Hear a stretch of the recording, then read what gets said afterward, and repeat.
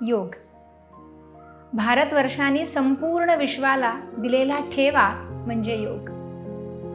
योग हा संस्कृत शब्द युज ह्या धातूपासून निर्माण झालाय आणि म्हणजे जोडलं जाणं, संयोग पावणं, एकत्व पावणं किंवा मिलाप होणं.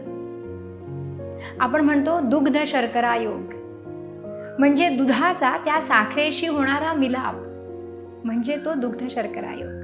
आपण भगवद्गीतेमध्ये बघितलेत कर्मयोग, भक्तियोग, ज्ञानयोग, राजयोग, सांख्ययोग असे अनेक योग भगवान श्रीकृष्णाने आपल्याला सांगितले.